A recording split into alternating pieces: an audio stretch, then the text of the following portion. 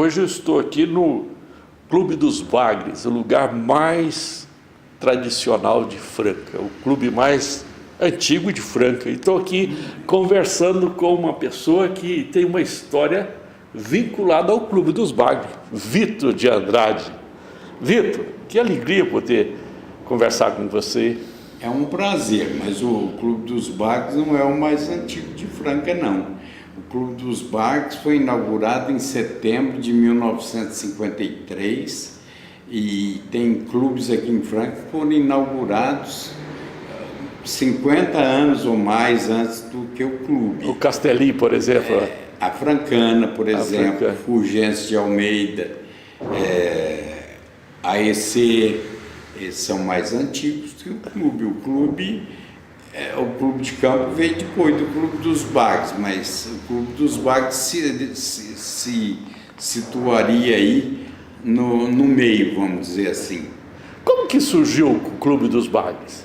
Aqui tinha antigamente a piscina do seu Antônio. Eu quase me afoguei nela quando era menino. Pagava-se para entrar. Eu deveria ter uns 7 anos e, inocente, pulei na parte mais funda, estava afogando. Alguém ou algumas pessoas me retiraram da água. E tinha um campinho de futebol que os mais velhos jogavam nesse campinho. Essa piscina do seu Antônio desapareceu, foi comprado o terreno aqui, se não me engano, para Arias de Almeida, o apelido dele era Bigu. Tem até uma sala aqui no clube que eu coloquei o nome dele. Esse homem foi muito injustiçado aqui em Franca. Foi um desportista da mais alta categoria e, no entanto, ele era cafeeiro e ele quebrou e parece que não recebeu o apoio necessário que deveria ter recebido pelos grandes serviços que ele prestou para a cidade. Urias, não é? Não, meu Deus do céu, era Bigu o apelido dele. Aliás, o nome está ali na porta. Se você parar aí um pouquinho, eu vou lá e leio o nome. Eu não o conheci, porque isso aconteceu quando eu era menino. Certo. Ele comprou o terreno aqui e depois vendeu para o Clube dos Bagres. Inclusive, o Clube dos Bagres foi erguido numa área não edificante, porque margens de represas, margens de rios, eu não sei se abrange córregos, você pega o peão do córrego, parece que são 15 metros para cada lado do peão. Não se pode edificar. Eu não sei essa lei de quando que ela é, mas eles ergueram, naquela época ninguém dava importância a isso, tanto é que quando foi para abrir a avenida aqui, Hélio Palermo, o clube não criou caso, por 2 razões. Primeiro, porque eu achava que o interesse da cidade estava acima do interesse associativo. O interesse da cidade era maior do que o interesse dos associados do Clube dos Bagres. Mas isso aí fez o Clube dos Bagres acabar. Eu falei, escrevi isso na época, que era uma facada nas costas do clube e que o clube iria desaparecer por causa disso. Apesar de que na ocasião nós tínhamos também o Bagres Country Club e o Bagres 3. Certo. Mas as pessoas não tinham dinheiro para se locomover até lá e pararam de pagar. Tanto é que o clube chegou a ter de 3 a 4 mil sócios e hoje tem menos de 50. Então, eu não criei caso nenhum porque eu achava que o interesse da cidade estava acima do interesse do Clube dos Bagres. E a segunda razão, por questão também de bom senso, porque eu sabia que o clube fora edificado numa área que ele não poderia edificar. Eles não atentaram para esse problema. E o que a prefeitura teria que fazer, o que ela fez, foi pagar uma quantia mínima pelas obras que o clube tinha gasto aqui, que isso ela teria que ressarcir o clube, porque senão ela estaria se enriquecendo ilicitamente. Era ilegal, é ilegal. E aí pagaram, como pagaram no Bags 3 também. Por essas duas razões, o clube foi seccionado e perdeu os associados. Aqui por causa do viaduto e a Avenida Hélio Palermo, né?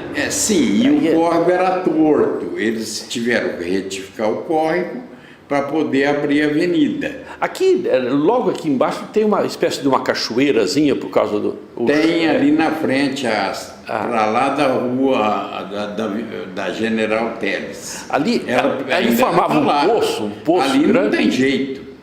E eu falei, e posso adiantar para você, que daqui 50 ou 100 anos, Franca deverá ter aí em torno de 1 milhão de habitantes. Sim.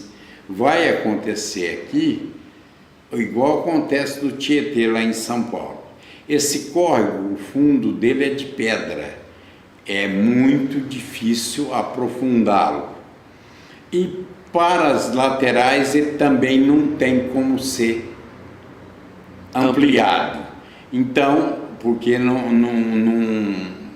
a avenida desapareceria praticamente. Certo. Então, toda chuva mais forte, ainda que lá para baixo eles possam fazer obras que diminuam os efeitos que essas enchentes trarão, ainda assim, de um determinado ponto dele, digamos aqui, da General Teles até lá na Ademar de Barros, ele vai inundar. Por quê? Porque os bairros vão crescendo, a água que penetrava no solo e era absorvida pelo solo, pela grama, ela, com as construções, essa água não mais adentrará o solo e ela correrá para o córrego. Ô, Vitor, você está falando isso aí, a bacia do Clube dos Bagres é muito grande, né? Porque vai até lá na Ademar de Barros, pega ali tem a nascente, não sei onde é não, mas é lá para cima da Ademar de Barros. Toda essa parte que você está falando aqui está sendo edificada. Agora a fazenda do Samelo ali, vai aumentar a chácara do Samelo, do Gozuen, aquilo ali, e aí tudo vai sendo aumentar o volume fluxo de água no córrego. Ele já não está aguentando agora, imagino daqui 50 anos. Vai ser Eu previ isso também, viu? Eu escrevi sobre isso. É questão de tempo. Questão de tempo. Ô, Vitor, mas agora eu vou falar para o senhor outra coisa. Você não é profeta, não. Isso aí, essa visão está em evolução. Nós não somos o produto final da evolução humana. Certo. O cosmos está em evolução. Somente esses trilhões de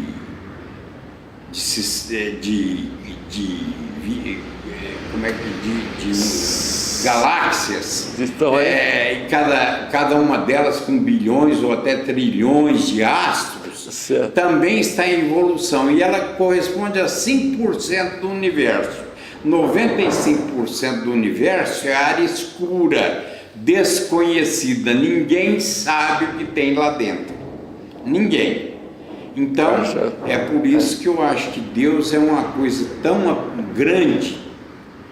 Eu tenho em latim, o Dr. Valeriano gostava de falar, e eu acho uma frase muito bonita, 2 palavras só, omnipotens Deus, em latim, dá uma força danada.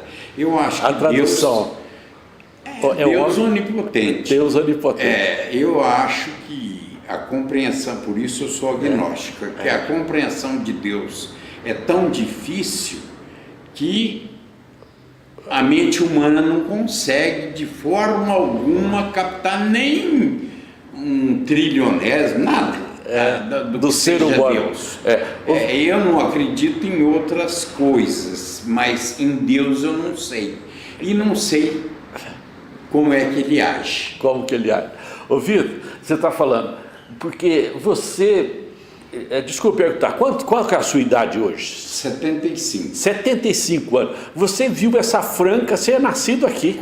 Sim. Eu estudou aqui na Franca? Sim, no Champagnat, no IETC, no Ateneu, na Unesp, a antiga Faculdade de Filosofia e Ciências e Letras de Franca, na Faculdade Você estudou de Direito. quantos anos no Champagnat? No Champagnat eu estudei 55, 56. No IETC, 57, 58, 59. Eu vi uma entrevista do Zé Hamilton E fui Ribeiro, professor nos dois lugares também depois. Depois nós vamos conversar sobre, mas só que ele estava dizendo que ele estudou em Franca, aquele repórter da Globo Rural, né, que transmitiu da Rede Globo. Ele nascido ali em Santa Rosa, ele depois veio para uma cidade menor, acho que Cajuru, e estudou também em Franca, no Champagnat. E eu estava em regularidade com você. Zé Milton. Zé Milton. É aquele que teve foi repórter da Guerra do Vietnã, que ele perdeu uma parte do pé. Deve ser depois de mim. Mas eu teria história para contar para você que você nunca ouviu falar. Mas eu queria que você falasse. Você nunca ouviu falar do Abdias do Nascimento? Você já deve ter ouvido Abdias por causa da Casa da Cultura. Mas você não sabe a história dele. Mas então você vai falar para nós. Você quer saber? Eu quero. Eu conheci o pai dele. Era meu vizinho. Como que chamava? Bem. Eu não sei o nome dele, mas era Bem. Bem. O Abdias é francano. Morreu com 97 anos, há uns anos atrás. Foi candidato ao Prêmio Nobel, mas não ganhou. Ele foi senador da República, ele foi exilado, ele era funcionário da ONU, ele é o ícone diria quase que talvez na mesma altura do Zumbi dos Palmares. É o ícone da raça negra no Brasil. Ele se formou aqui no Ateneu, na década de 40, por aí. Mas o seu Bem era um homem meio gordo, era um mulato. Os mulatos correspondem a 40 e tantos % da população brasileira e os negros 10%. Somando os dois, dá mais da metade da população brasileira, negro e pardo. Então, o seu Bem era um mulato meio gordo, simpático, sempre risonho, mas ele era meio arredio. E era meu vizinho, numa casa onde antes dele era um rendezvous da dona Zoraide, da Sinhá Carteira, mãe dela, e depois dela. E essa Zoraide, ela ficou 50 anos, era tetraplégica e só mexia 2 dedos. Ela só se coçava com 2 dedos. Eu, quando moço, frequentei esse rendezvous. As mulheres faziam um ponto lá. E o seu Rosimbo Campos de Oliveira, um maçom de alto grau e de grande prestígio, também frequentava, mas ia lá para conversar com a dona Zoraide. Ele contava as novidades todas para a dona Zoraide. E ela sabia de tudo da Franca. Os vizinhos eram alguns, porque tinha famílias misturadas lá na Rua do Comércio, lá era a zona do Meretrício. Quiseram prendê-la, mas como prender uma tetraplégica? Fracassaram, evidentemente, né? Mas depois da dona Zoraide, essa casa ficou pertencendo ao seu Zé da Silva, era um farmacêutico, que ela doou a casa para ele, porque ela não tinha herdeiros, para ele cuidar dela até o fim da vida dela. Ele cuidou bem. Houve um caso semelhante com a dona Marcela, uma francesa prostituta, dona também de casa de zona. Ela doou para os Presoto uma casa na Rua do Comércio com a Libadaró e outra na Monsenhor Rosa com a mesma finalidade, o Delcides Presoto, mas ele morreu antes dela. É pai do Dr. Ângelo Presoto, Delcidinho Presoto. Eles continuaram cuidando dela, mas eu vou voltar para o seu Bem. Não, eu queria falar, ele tinha mais irmãos, o seu Abdias, ou não? Eu não sei se ele tinha irmãos, irmãs, não sei. Eu sei que ele era meu vizinho E no quarto ao lado que ele morava Maria Capotinha, que era uma personagem histórica, Eu lembro, folclórica de de Franca. Franca. Bem, um pormenor que todo mundo desconhece e eu posso estar errado. Certo. Depois que o Abdias foi embora de Franca, por volta talvez de 1950, eu era menino nessa época, não sei precisar quando exatamente ele foi embora, mas foi por essa época. Ele nunca mais voltou em Franca, pelo menos que eu saiba. E eu nunca soube, e foi muitos anos que o pai dele foi meu vizinho, eu nunca o vi em Franca e nunca vi ele visitar o pai dele. Não sei se o pai dele ia visitá-lo em outro lugar, eu não sei. Às vezes ele vinha e eu não sabia. Mas a impressão que eu tenho é que ele nunca mais voltou em Franca e nunca visitou o pai. Certo. E é o ícone da raça negra. E ele, por exemplo, ele estudou em que escola? Lá no Ateneu, eu sei que ele formou-se lá. O Ateneu, que o Ateneu depois é o Instituto Francano. Eu fui professor lá. E que depois Estudei lá também. veio a ser o Unifran, né? Que é o... Não tem. A Unifran era o Colégio das Freiras. Colégio das Freiras. O Ateneu é para baixo um pouquinho. O Instituto Francano de Ensino. Instituto Francano de Ensino. Era do Alfredo Palermo e do Dr. Oliveira Diniz. E do professor Garcia. Eu fui aluno lá e fui professor lá também. Ô Vitor, você lecionou português, a língua português, dei aula uns tempos de inglês, mas essas duas matérias. Mas eu sou um autodidata em história, viu? Eu gosto muito Você é um escritor e escrevi sobre história de Franca, de Dom Pedro e de vários outros assuntos de história, viu?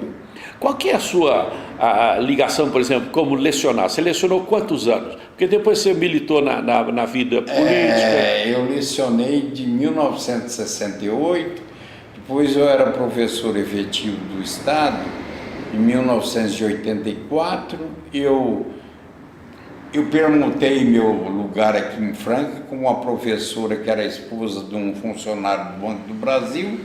Tomei posse lá no mesmo dia, lá numa cidade no meio do estado, não lembro o nome, e pedi exoneração no mesmo dia. Então, eu lecionei de 1968 até 1984. É um período bom. Inclusive em faculdade. Você, seus colegas... E na faculdade de Tuverá. Aqui em Franca, seus colegas de magistério, eu poderia falar em colega de classe. O Roberto Henrique sentava na mesma carteira que eu. Eram dupla. A carteira era dupla. E nós sentávamos um ao lado do outro. O deputado. E professor dessa época? Participei de bullying. É que hoje me envergonha. Eu não vou citar o nome da pessoa. Ele morava na Praça João Mendes. Ele é vivo. Ele é cunhado de um amigo meu que foi diretor, do Valdemar Bruchini, que foi diretor de escola. Ele era um rapaz tímido, alto, e naquela época, quando eu fui lá para outra... Eu não mexia com ele, mas eu achava graça também. Mas eu tinha, nessa época, 15 anos de idade. Se fosse hoje, eu teria levantado da minha carteira e teria ido até a dele e dado um abraço nele. Mas naquela época eu não pensava assim, eu era um menino. Certo. Então, eles ia dando o nome da pessoa e o número que a pessoa tinha. O azar dele foi tão grande que o número 23 foi o Pirulito, filho da dona Filhinha Chicarone, que chamava, o apelido dele era Pirulito. Como é que é o nome dele? É Paulo Nocera. Ele foi dentista? Chicarone. Não, foi funcionário foi colega meu no Banco de São Paulo, depois ele foi para o Banco do Estado de São Paulo. O Paulo Nocera foi o número 23. e o Orlando, por uma infelicidade, foi o número 24. Você imagina, a classe quase veio abaixo. Olha, ele já era vermelho, eu não sei nem cor falar que ele ficou. A cor mais intensa de vermelho. Olha que humilhação que esse rapaz sofreu. Olha a maldade nossa. Hoje eu penso diferente, né? Certo. Mas o que aconteceu? Que o pessoal a classe, ele o tempo inteiro eles faziam gozação em cima dele. Eu não me lembro de ter feito alguma, mas eu achava graça também, né? Então participei de bullying. Ô Vitor, você falou uma coisa aqui, já citou alguns exemplos. Era normal ter apelido, né? Eu nunca tive. Não, tive, mas depois de velho. Uns me chamam de Dom Vitor Corleone, outros Dr. Bacamarte, o alienista do Machado de Assis, teve uma série sobre ele, Simão Bacamarte, e ele era um médico doido, ele pôs todo mundo no asilo. Chegou no fim, ele falou, mas não é possível, todo mundo é doido, só eu que sou são. Aí ele adentrou o asilo e mandou soltar todo mundo e ficou preso no asilo. Então meus filhos me chamavam de Simão ou Simão Bacamarte. Quando eu andava descalço, quando era menino, porque a minha mãe não tinha dinheiro para comprar sapato para mim, eu me lembro na Avenida Brasil, na Avenida Presidente Vargas, aquelas casinhas tudo de pau a pique, com terrenos enormes. Tinha uma alfaiate, ela mandou fazer um terninho lá para mim, mas depois não teve dinheiro para pagar e não buscou esse terno. Na Avenida Presidente Vargas. Eu perdi o fio da meada aí. Não, estava falando sobre apelido. Apelido. Sim. Aí eles me chamavam, eu cortei o pé e eles me chamavam de Vitorino meio manco, que eu mancava do pé. Isso meus colegas de infância. O Manuk Maceretian é um armênio que morreu há pouco tempo, meu amigo de jogo de baralho, me chamava de...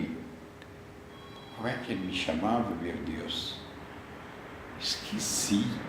O Getúlio, um outro amigo meu também de jogo de baralho, me chamava de...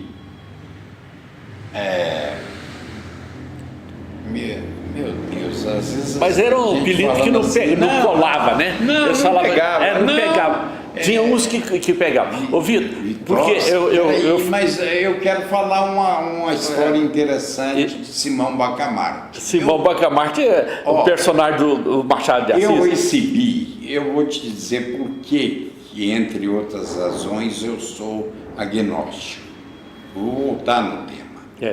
Mas espera um pouquinho, deixa eu só falar. Eu estudei também em colégio interno, lá em Alto Jequitibá, e era comum, o aluno quando chegava para o internato, a primeira coisa que ele ganhava era o apelido. Não, aqui me chamavam no tiro de pé. Aqui no Champanhar, os internos tinham muito apelido. Você lembra da sua turma lá ou não? Devia ter, sim, tinha, mas eu não me lembro. Não lembra muito, né? Mas não, tiro de guerra me chamavam de perguntinha, porque eu perguntava demais. Eu era curioso para aprender. O Jovassi Correia Dias me chamava de perguntinha. Eu tenho histórias do tiro de guerra, eu liderei um motim no tiro de guerra, mas é outra história. Coisa. Mas eu quero falar para os meus filhos, se você quiser ouvir. Eu quero ouvir. Ô Vitor, só para não desviar muito. Razões de eu ser agnóstico também, viu? Espera aí, só para a gente não sair do assunto, você estava falando do Machado de Assis. Machado de Assis foi o maior escritor da língua portuguesa, no meu ver. Provavelmente. Certo.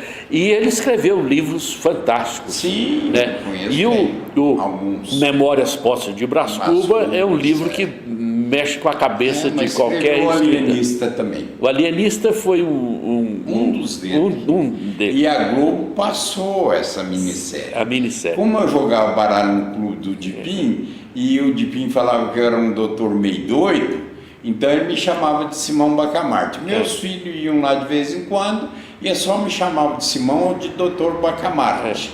Entendeu? Então eu recebi uma mensagem do sucessor do Chico Xavier, eu e a minha mulher, lá na casa do Graneiro, que hoje está virando um prédio na Presidente Vargas. Eu disse para esse sucessor do Chico Xavier, eu não quero fazer afronta nenhuma, religião nenhuma. Cada um acredita naquilo que quer, correto? Mas eu disse diretamente na presença da tia Aurora, mulher do Emílio Paludete, e da minha mulher.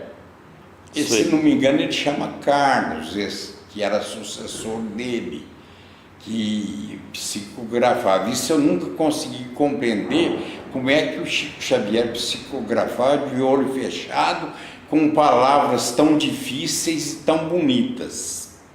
Mas eu estou sendo contraditório, inclusive. Mas eu recebi mensagens, uma ou duas vezes, dos meus filhos falecidos, mas me chamando de paizinho e a minha mulher de mãezinha. Meus filhos nunca me chamariam de paizinho nem de mãezinha, nem em outra dimensão, em outra esfera astral, sei lá, que os espíritas acreditam. Bastaria que um deles dissesse assim, que essa mensagem dissesse assim: Simão, nós estamos aqui. Aí meu cabelo arrepiaria. Ô, doutor Bacamarte, nós estamos aqui, do seu lado. E eu bastaria para me converter. Mas me chamar de paizinho e a minha mulher de mãezinha, eu nunca iria acreditar nisso. E falei para esse Carlos que eu não iria acreditar. Mesmo assim eu recebi. Eu achava que essas mensagens eram quase todas, se você ler, elas são quase todas iguais. Parece cópia uma da outra. Estou aqui no hospital, estou em tratamento.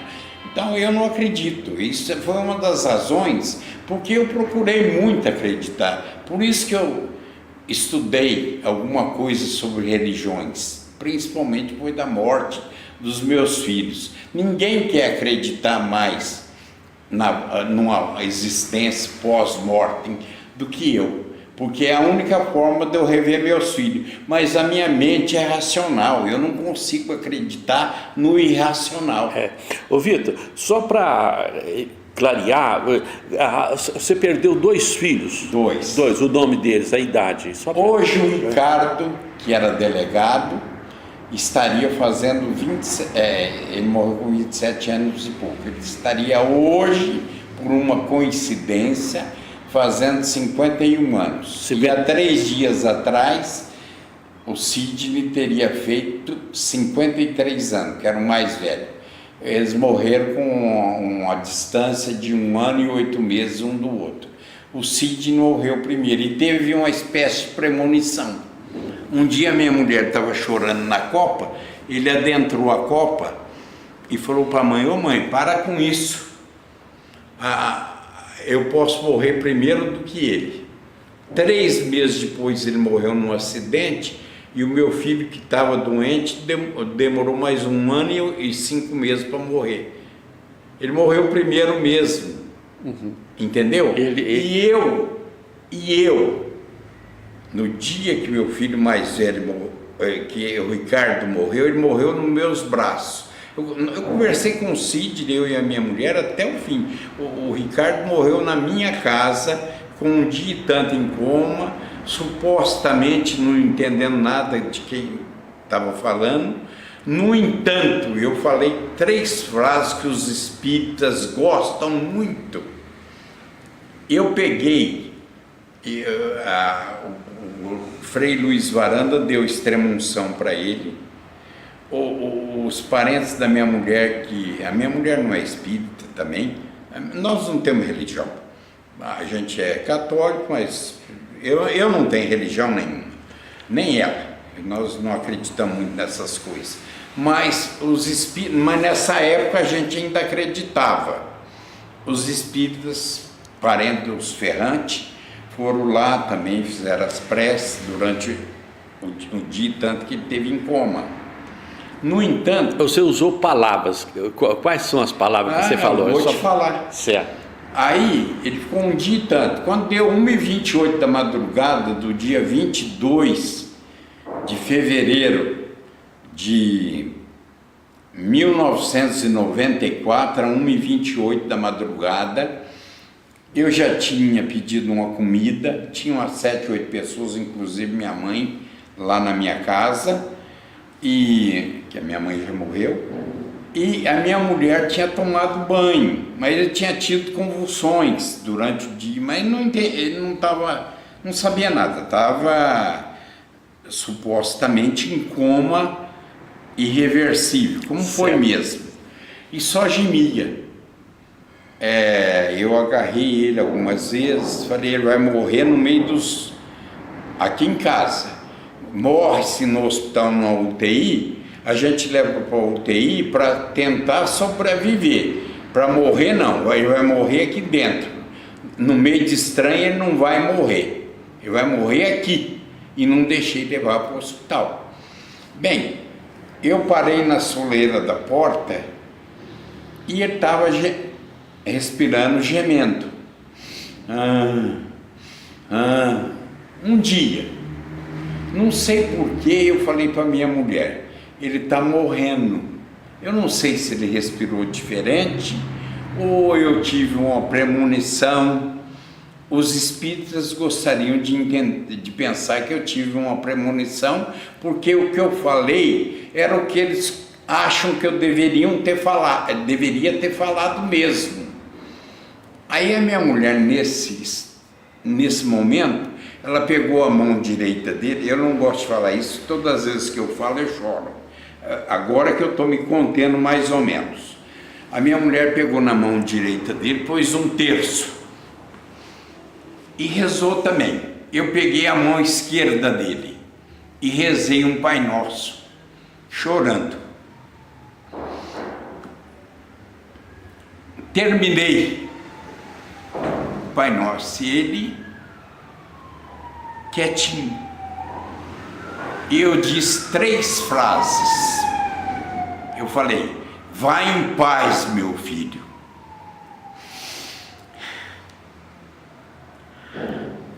Deus está te esperando.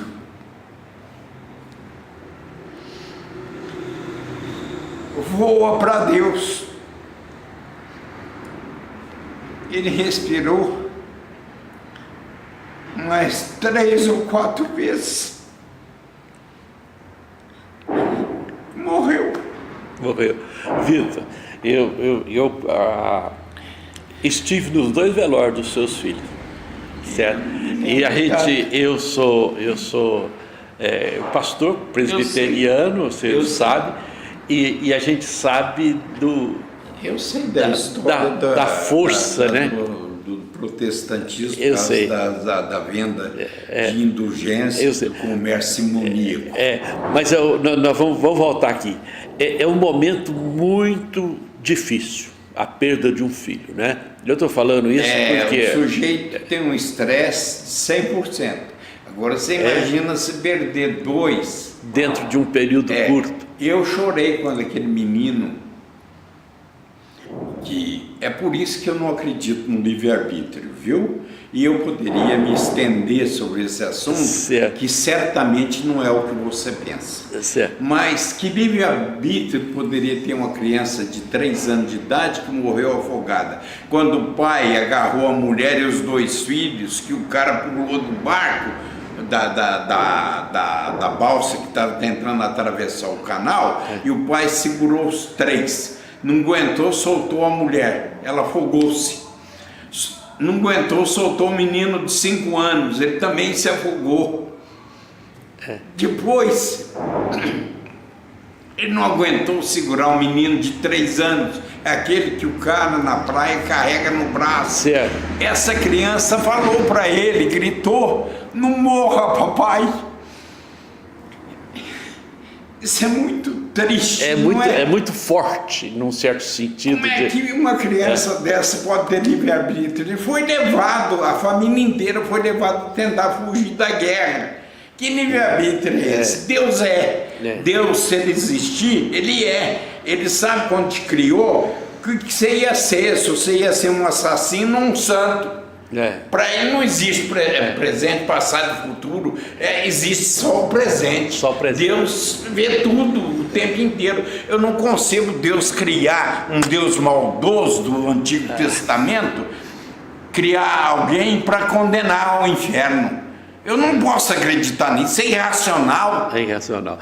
Ô Vitor, você está falando aqui de uma coisa tão profunda, porque o raciocínio é lógico seu como professor e também da língua portuguesa. Você tem uma facilidade muito grande de expressar os seus sentimentos e as suas emoções e também vivenciar esse turbilhão de emoções, porque o ser humano... Eu gostaria de acreditar.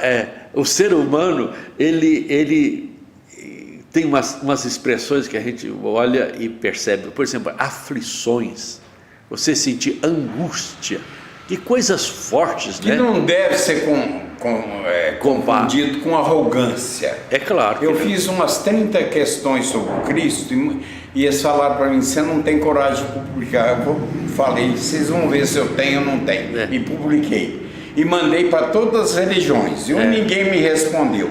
Entre uma delas, prego na mão não segura, viu? É mentira. Aí eu não quero entrar em pormenores, porque não é o seu intuito aqui. Não é de contar um pouco de história, né? Se você quiser atender, não tem problema, Vitor. Olha, Vitor, você tem um batalhão de amigos aqui nessa cidade. E posso te dizer uma coisa. Pode ter gente que não gosta de mim, mas eu nunca senti raiva de ninguém, nunca persegui ninguém. Eu só procurei ajudar. Então, o fato de eu acreditar em religião, acreditar ou não em Deus, eu não tenho medo, se ele existir, de comparecer perante ele, porque eu nunca procurei prejudicar quem quer que seja na minha vida. Então, eu compareço agora de cabeça erguida. Ô Vitor, agora vamos fazer uma outra pergunta para você. Você foi professor. Você torturou algum aluno com um negócio Nunca dei uma bomba na minha vida. É meu? Porque eu achava que só do aluno ir lá na classe, ficar lá 4, 5 horas estudando, já era suficiente para ele não perder um ano.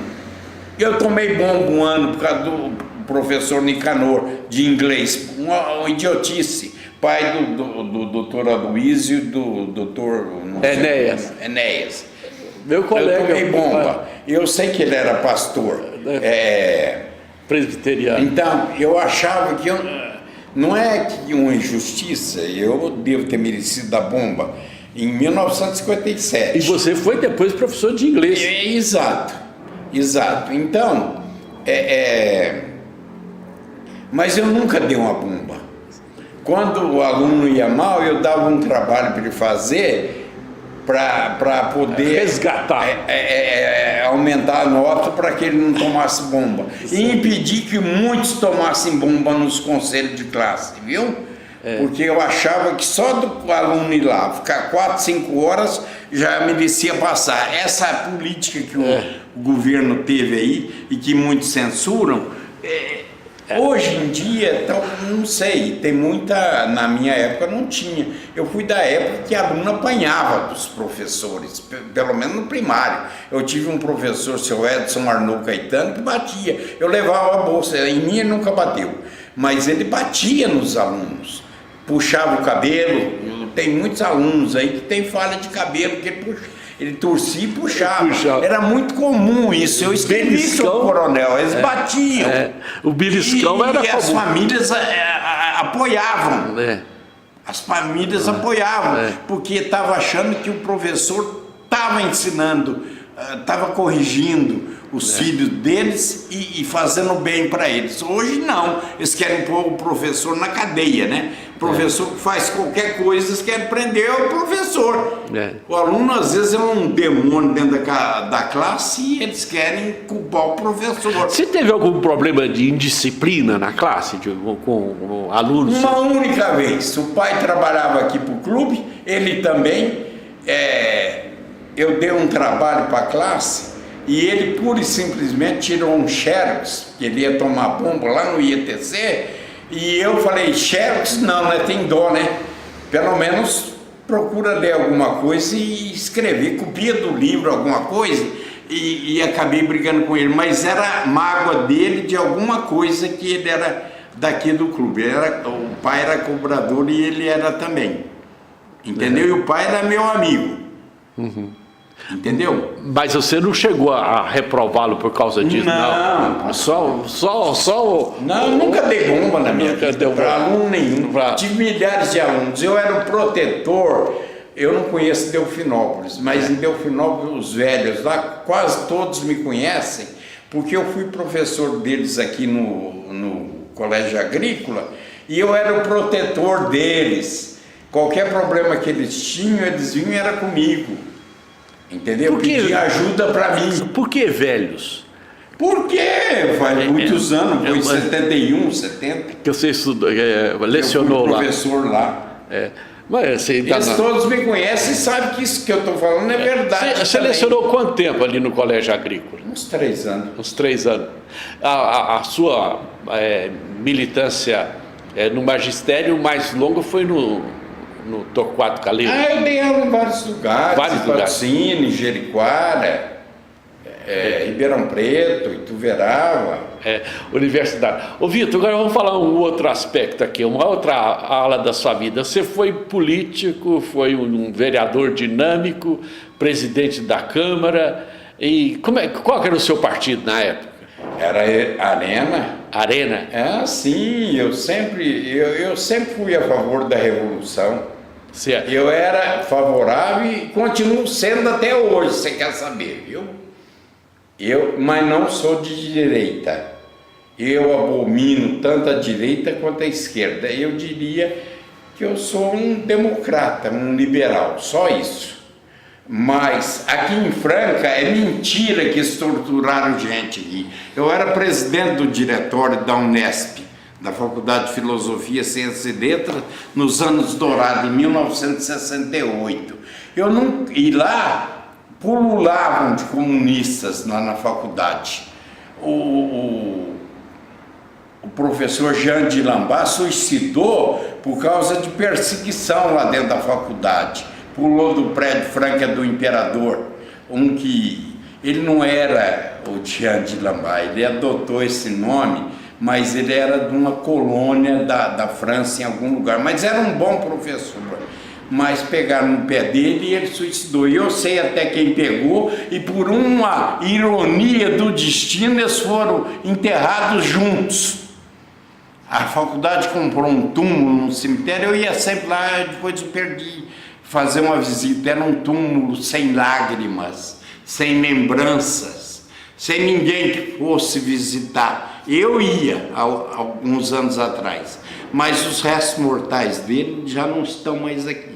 Eu tenho muitas histórias interessantes para contar, até dos judeus, que tem um monte de ossos cristãos nos cemitérios israelitas lá em São Paulo. Em São Paulo. Ô Vitor, como que você entrou na política? Você sempre foi aguerrido, assim, Sim, presidente de Grêmio? Eu sempre fui um guerreiro, sempre. Eu sempre fui contestador, sempre. Mesmo na época da Revolução, Sim, mas eu era a favor do governo. Você era a favor do governo? Sim. Defendendo. Eu passei a dar aula no Champagnat porque o irmão Francisco de Maté, naquela época, eles eram a favor da Revolução. Certo. Os maristas. Sim. Ele me levou para dar aula lá, eu ainda estava estudando na faculdade, eu ainda não tinha me formado. Porque eu era do lado deles, mas não, eu nem pensava nisso, eu nunca gostei do comunismo, Eu sei, mas você falou uma coisa em Franca, aqui nessa região, não teve perseguição de tortura. Mentira! Mentira! Ó, eu vou falar uma coisa que você vai detestar. Você vai detestar, estou falando antecipadamente. Se você quiser omitir isso aí depois... Fala o que você... Aqui... Eu acho que as 3 coisas, uma delas desapareceu, que tem potencial para acabar com a humanidade. A primeira delas, religião. A segunda coisa, o comunismo. E a terceira coisa, drogas. O comunismo foi para o espaço, né? Explodiu igual uma bolha. Tem comunistas ainda, mas eles já não têm a força que tinham. Mas a religião... olha, esses atentados aí, isso é uma coisa tão absurda. Isso por quê? Porque o profeta deixou que devia mandar, era o sobrinho dele, ou era o cunhado. Que interessa isso? Tem as grandes guerras estão ligadas às religiões. Sempre a religião. Quando é assunto de dinheiro, elas chegam no acordo das nações. Mas quando é assunto de religião, não chega. Faz as reformas. Eles não chegam num acordo. Isso é devido à imbecilidade humana. Intolerância. Intolerância também. Intolerância, né? Ô Vitor, aqui em Franca, por exemplo, na sua época, os vereadores da sua época aqui, quem é que era seus colegas? Eu vou tentar lembrar, Você vai tentar. Parte já morreu. Olha, eu vou falar os que morreram. Zé Merco. Foi meu colega. Granzotti, também. O Nelson Barbosa. Jerônimo Rosa, o Ronaldo, Pucci, o Zé Ricardo Pucci, o Michel Astum, professor. Bom, os vivos tem o Zé Marcos Bertelli, o Ari Balete, eu, o Moacir de Almeida, o Sidney Rocha, o Zé Marcos Bertelli. Os outros morreram. O Ronaldo Manja, o professor. Mas já tem um artigo desse meu livro, é só ler. É só ler, dessa turma. Eu queria, você falando, tem um outro vigor. Mas você foi presidente. Um livro meu. Eu sei, você foi presidente. É só você ler lá na Câmara Municipal. Mas a força que eu quero aqui é a sua voz, você falando com essa espontaneidade. Força, né? Ô Vitor, que coisa boa, viu? Prefeito que você trabalhou aqui como presidente. Eu era um candidato forte, mas eu fui. Você nunca ouviu falar isso. Eu faço uma aposta com você. Sim. Eu fui cristianizado. Já ouviu falar? Não sei o que é. Então aprende. Quando o Getúlio saiu, os candidatos fortes eram o Cristiano Machado, era o brigadeiro Eduardo Gomes, né? Sim. Gomes, e o... Quem que sucedeu o Getúlio, meu Deus? Eurico Dutra, que ele apoiou. Sim. O Cristiano Machado era um candidato fortíssimo. Cada um teve quase 3... Só um deles, o Dutra, com o apoio de Getúlio, que teve mais de 3 milhões de votos. Mas os outros dois alcançaram quase 3 milhões de votos. Tanto... Não, foi quando o Getúlio foi candidato que foram os 3. O Getúlio, o Eduardo Gomes e o Cristiano Machado. Aí, o Cristiano Machado, o partido abandonou ele para apoiar o Getúlio. Nós éramos 10 candidatos, eu fiquei quase que em último lugar. Eu era um candidato forte, fiquei fraco. Mas eu não era um vereador assim popular como você pensa. Eu não cuidava de caminhão de terra. Quando alguém me pedia um caminhão de terra, eu falava com o Merco, o Granzotti, o Merco, o Granzotti, vê se você arruma um caminhão de terra para esse homem aqui em tal endereço, e falava para a pessoa, quem arrumou foi o Merco, foi o Granzotti, eram meus amigos, todos eram meus amigos. Certo. Tanto é que para presidente da Câmara, apesar de terem tentado me puxar o tapete, porque sabiam que eu ia ser candidato a prefeito, o Cid tinha interesse em puxar o tapete, ele, o Michel e o Moacir de Almeida, o Hélio Rubens votou para mim, o Jerônimo Rosa votou, eram todos do MDB. Eu tive 12 votos dos 15. Eles tinham fechado questão e o Zé Marcos, que deveria votar para mim, não votou, não ia votar, eles ofereceram a presidência para ele. Como ele era mais velho do que eu, ele teria ganho e ia empatar, porque o Ari Balieiro viajou. Eu localizei o Ari no Rio de Janeiro e falei, ô Ari, porra, você sabia que você tinha que estar aqui para votar. Você vai me fazer perder a eleição de presidente da Câmara, vai empatar. Ele falou, não, eu vou embora. Largou a família no Rio de Janeiro, viajou a noite inteira no ônibus, chegou 7 horas da manhã, aí desempatou. E os do MDB que queriam votar para mim, como estava com questão fechada, eles iriam votar no Zé Marcos. Eu ia perder a eleição, o Zé Marcos. Certo. Aí eles deixaram de fechar a questão e deixaram livres os vereadores do MDB. Aí o Jerônimo Rosa votou para mim, o Hélio Rubens votou para mim, só votaram 3 contra mim do MDB. Foi o Moacir de Almeida, são meus amigos, Sidney, meu amigo, e o Michel, meu amigo também, perdeu filho também em acidente. Eram meus amigos, a gente tinha amizade. Apesar das brigas, tinha. Ali era uma questão política, só isso. Mas eu tive 12 dos 15 votos. Você ficou 2 anos na presidência? Naquela época eram 2 anos. Eram 2, não é que eu fiquei, ganhei e fui reeleito. Eram 2 anos. 2 anos. E eu fiz essa Câmara aí, quis meter a boca na época, porque ela não tinha nem as cadeiras do plenário, você tinha que pegar, era onde hoje foi o sanitário, virou sanitário depois. Eu aumentei a Câmara, fiz várias salas, eu tripliquei o tamanho da Câmara e passou a ter um plenário. E o Facuri uma vez disse para mim, pô, mas a Câmara não precisa disso. Ficou meio assim, né? Passado uns tempos ele reformou o escritório dele na fábrica Calçados Roberto e me chamou para ir lá. Eu sou amigo dele. Falei, ué, Facuri, mas para que você quer uma sala tão bonita assim? Pô, você falou que a Câmara não precisava de uma sala adequada. Eu fiz e não levei para minha casa a Câmara. Não era minha. Ela ficou para a cidade e serviu durante 30 e tantos anos a cidade. E, no entanto, você fez a mesma coisa aqui, mas na ocasião você ficou contra. Ô, Vitor, eu estou lembrando aqui, eu vou cutucar você. Tinha um quadro lá na Câmara, eu não sei se ele subiu, galo brigando lá. Como é que é? Não havia nada disso.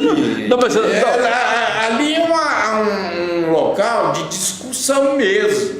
Não era rinha. Briga. Não, nós éramos amigos. Eu estou lembrando os 15 aqui. vereadores éramos amigos. Certo. Você entendeu? Eu me lembro, às vezes algum até abusava das coisas.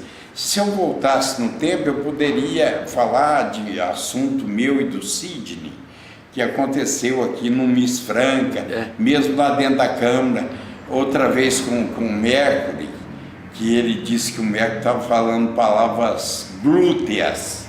Aí o Mercury achou bom, eu chamei o Mercury, eu também era venenoso, porque o Sidney gostava de aparecer como se fosse o grilo falante do Walt Disney na Câmara. Sim. Ele gostava de ser a consciência da Câmara, quando ele tinha o programa dele, Boca no Trombone.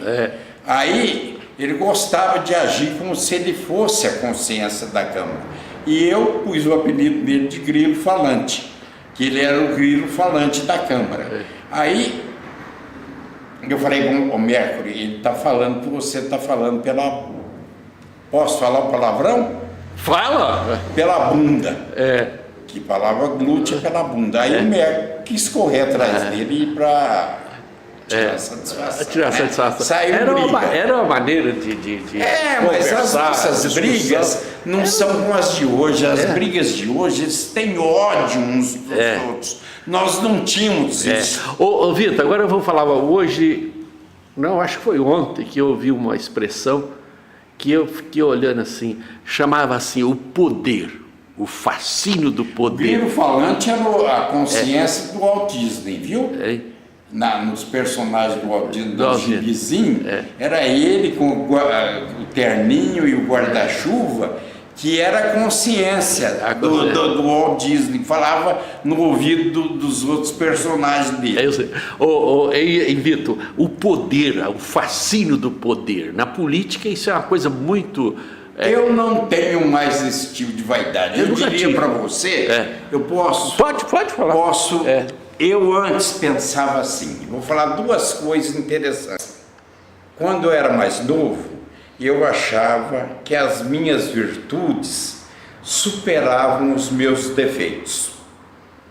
No transcorrer da minha vida, eu comecei a pensar que era igualzinho um médico e um monstro, do Oscar Wilde, que a gente empatava, que as virtudes, não existem demônios nem anjos, que as minhas virtudes seriam semelhantes aos meus defeitos. Sim. Hoje, eu penso que meus defeitos são maiores que minhas virtudes. Com a idade, eu comecei a entender melhor. Eu errei muito na minha vida em muitas coisas. Você entendeu? Mas eu diria, a segunda coisa que eu vou dizer para você, eu pensava assim, antigamente, que o político, de modo geral, era 40% interesse particular, e eu tinha também, porque eu tinha interesse em ser prefeito, para encaminhar meus filhos que eram vivos. 40% era vaidade minha, que eu era extremamente vaidoso e arrogante também, eu acho, e 20% de idealismo. Essa era a média que eu dava. A porcentagem. Hoje eu diria que é 50% de interesse, 50% de vaidade. Com alguns raros, que toda regra tem exceção e a exceção confirma a regra, que alguns raros ainda são realmente idealistas, mas são raros. É 50% interesse, 50% vaidade. Hoje na política. Eu entendo assim. Ô Vitor, agora nós estamos aqui hoje na véspera do aniversário. Sidney Rocha foi melhor prefeito do que eu teria sido. Na época eu achava que não. Mas eu acho que ele é muito mais eficiente para administrar do que eu teria sido. E eu era bom para administrar. Ô Vitor, nós estamos na véspera do aniversário de Franca, 193 anos. Que a Franca teve um momento. Mas a Franca é anterior. É anterior a essa. Ela tem mais de 200 anos. Ela é anterior até a vinda da família real para o Brasil. E vou te falar, o Frank Horta era um governador mal visto, porque na época dos conflitos lá no sul, ele fechava as ruas de São Paulo, que na época tinha em torno de 20 mil habitantes, e pegava os homens e mandava com conscritos para lutar lá no sul, na marra. Então ele usava uma carruagem puxada por 6 mulas e com a escolta de cavalarianos, e o povo não gostava dele, viu? Ele foi sucedido pelo Lorena, que era meio-irmão da Dona Maria I Luca. Era filha do rei Dom José, com a baronesinha de Lorena, era amante dele. A família dela foi trucidada, eles queimavam, trucidavam, enforcavam, quebravam os ossos, jogavam na fogueira. O Marquês de Pombal que mandou fazer isso em nome de Dom José I. Esse antecedeu o Frank Horta. O Frank Horta veio depois dele. Foi o Frank Horta que concedeu para Franca o estatuto de comarca, né? Freguesia. Ele não é freguesia. Ô Vitor, agora você está falando de Franca aqui. Essa região aqui tem um lugar aqui que é muito desconhecido, o tal de Jacuí, que é aqui pertinho. Eu não conheço Delfinópolis? Você não conhece Delfinópolis? Os alunos de lá, eles não gostam, fala lá, que lá é o gancho. É o gancho. É só eu que eles deixavam falar, eles não ligavam. Mas quando o outro falasse, eles achavam ruim. Comigo, como eles gostavam de mim, eu falava. Jacuí Minas. É Minas, é perto de São Sebastião do Paraíso. E é um lugar que teve uma história antiga. Eu conversei um pouco. Franca tem muita história antiga. Aqui teve forca, aqui teve a morte das Candeias, e o sargento Mota, que vivia com a minha tia, que praticamente me criava, foi em 1946, perto do João Marciano, onde assassinaram três boiadeiros, achando que eles tinham roubado uma mula e não tinha. Foi o Bagiani, depois virou profeta, ficou doido. O Alfredo Palermo uma vez falou que viu ele pregando lá em São Paulo. Era soldado, estava no dia de folga, ele que matou os três, e não eram os ladrões da mula. A morte das Candeias. A morte das Candeias. Como a da Conceição Leite, né? Também. A Conceição Leite virou Falavam que ela fazia milagre, né? Lá no Cemitério da Saudade. Sim, mas não está mais aí também. Não estão mais aí os ossos dela. Os ossos dela. Ô, Vitor, ela era a prima do Ademar de Barros, viu? Essa Conceição? O Ademar de Barros, quando vinha em Franca, ele ficava hospedado na fazenda Santa Geraldina, não? Dos Conrados, os políticos do lado dele aqui em Franca, né? É uma fazenda bonita, né? Um tio esteve lá. Era a elite da cidade. Ele vinha muito a Franca, né? A elite da cidade. Você chegou não é do seu tempo. Eu conheci o Ademar de Barros. Eu conheci o Porfírio da Paz. O Gozoé me levou para conhecer. O Ademar era prefeito de São Paulo, a barriga dele quase encostava no chão nessa época. O Gozoé me levou para conhecer o Lott, Henrique Duffs Teixeira Lott, mas era o ministro da Guerra, que foi candidato contra o Jânio Quadros, mas ele não estava no Ministério da Guerra. Agora você tocou num assunto aí que eu vou perguntar. Você foi colega do professor Onofre Gozoé, que ele foi professor? Não, ele é bem mais velho que né? eu. O caso dele como prefeito. É outra aposta que eu vou lançar para você.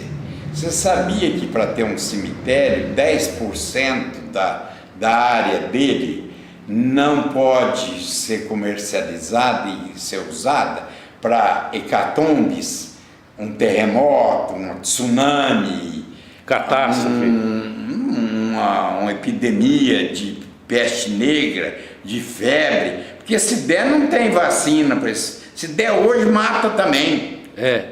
Porque não dá para atender. Então. E outra coisa, o cemitério Santo Agostinho era só de cova rasa. A lei que permitiu vender 50% do Santo Agostinho é minha. 50% você pode comprar, porque aqui estava lotado. Franca teve 6 cemitérios. 6? Sim. Eu vou te falar onde são. Fala assim. Os 3 que desapareceram. Uma é da praça. Na praça, que eles enterravam na frente e no fundo das igrejas. A Fonte Luminosa, depois do Coreto, você acha ossos lá, se você escavar. O posto Delta, aqui na estação, se você olhar a arquitetura, não a parte nova dele, a parte mais antiga, você vai ver o formato de um colégio. Lá foi o Colégio São Paulo, depois o Colégio Amparo. Lá era dos maristas. Em 1913, 1915, é que eles vieram aqui para baixo. Depois virou lá Colégio Amparo. E os irmãos maristas eram enterrados aonde é a praça rotatória do Móvel Xavier. Na estação, por cima? Na estação, ali naquela pracinha ali, perto da Mugiana. Ali os maristas eram enterrados. Se você furar naquela pracinha ali, você vai encontrar ossos dos irmãos maristas. E o terceiro eu vi quando era menino. Onde a minha casa era um cortiço que eu comprei, minha tia me deu um pedaço da parte dela de outros terrenos, eu fiz o meu sobrado onde eu moro. Eu fui visitar o homem que morava lá, o seu Albino, meu Deus, esqueci. Ele era flautista, era perto do Matadouro Antigo, na Vila Raicos. Lá tinha o cemitério dos morféticos. Eles não deixavam os morféticos serem enterrados no mesmo local. Até 70, 80 anos atrás, se tivesse algum parente que ficasse morfético, a polícia tirava ele de dentro da sua casa e levava para o leprosário. Na época do Cristo, se você assistiu Ben-Hur, eram nas cavernas. Por isso que o Lázaro não poderia ter morrido entre as irmãs. É mentira, porque elas moravam na cidade. E aí o Felipe Facuri escreveu, quando eu mostrei esse negócio do Cristo, as 30 perguntas que eu fiz, ele falou, mas você não tem coragem de publicar isso? Eu falei, você vai ver se eu tenho ou não tenho. Eu falei, o Lázaro, entre as perguntas, o Lázaro não podia ter morrido entre as irmãs, era mentira. Ele teria estar nas cavernas e ele morreu entre as irmãs. Ele falou, mas o Lázaro não era morfético. Falei, como? Lazareto é tudo de Morféia. Lázaro é morfético. O nome Lázaro é morfético. Você entendeu? Quer dizer, é uma das falhas que eu apresento, né? Um apresento do prego na mão e outras que eu apresento que não vem ao caso discutir. Mas o outro, esse cemitério é lá na Vila Raicos. Da Vila Raicos. Agora, e as covas? Eu acho que, segundo o seu Pedrinho, um amigo meu, que mora perto da minha casa, ele falou que ainda tem vestígio, era muro de taipa, os túmulos grandes ao resto do chão, cimentados. Ele diz que ainda tem vestígios lá. Eu achei que tinha virado ruas e residência. Você assistiu aquele filme Poltergeist? Sim. Que os caixões afloram e destroem o bairro, mas não tem avatares, não tem espíritos. Ô Vitor, você sabia por que chama covas? Você sabia por que chama Vila Raicos? Você me falou, né? É por causa do rio. Como é que é o nome? Vicente Raimundini e Alfredo Costa.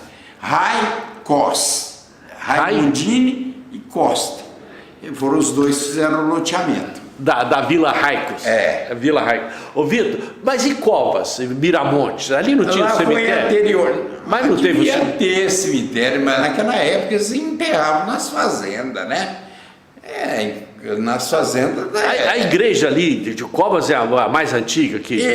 Sim, a mais antiga, eu acho. Que quando eles levavam sal, demorava 3 meses para ir, 3 meses para voltar. Depois da Mogiana, voltava em 2, 3 dias e voltava. O sal que você fala é. Eles vão levar para Campinas, para Minas. Você usou uma expressão contando aí dessa morte desses boiadeiros. Aqui em Franca era lugar que passava, hein? Sim, estava muito aí. As boiadas. Eles ficavam ali porque tinha o córrego, eles hospedavam ali. Aqui era um entreposto comercial. São Paulo progrediu porque ele estava num ponto crucial. Ele era o local por onde todo mundo tinha que passar. Por isso que ele progrediu. Ele não era uma cidade grande, São Paulo. Jundiaí já tinha, Mogi Guaçu, talvez até mais antigos, ou da época de São Paulo, não sei. Fazia o interposto para descida para. Fazia parte da freguesia de Mogi. Da rota, né? Que todo. Mas tudo que ia produzir passava por São Paulo. Aí ele começou a progredir. Ô Vitor, agora você me falou muito sobre que eu não sabia, mas você sabia que esse aterradinho aqui perto eu não conheço. Perto de Miraci também, por causa, não é por causa de aterro nem nada, é por causa do terror. Que quando eles passavam ali, o pessoal da mineração, de outra. Tinha um cemitério ali? Não era terror nesse sentido, é porque eles roubavam, assaltavam as pessoas. Mas era muito comum na época. Então, um padre lá de Aterradinho estava contando essa história para mim e falou assim: isso aqui era um lugar as pessoas só passavam aqui acompanhado, um grupo grande, para eles não serem assaltados. O Rio de Janeiro, quando a corte veio, tinha 60 mil habitantes.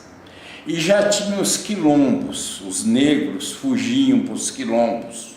Até negros que moravam no Rio de Janeiro. Sim. E lá, naqueles morros, naquelas matas, é igualzinho hoje os traficantes de drogas.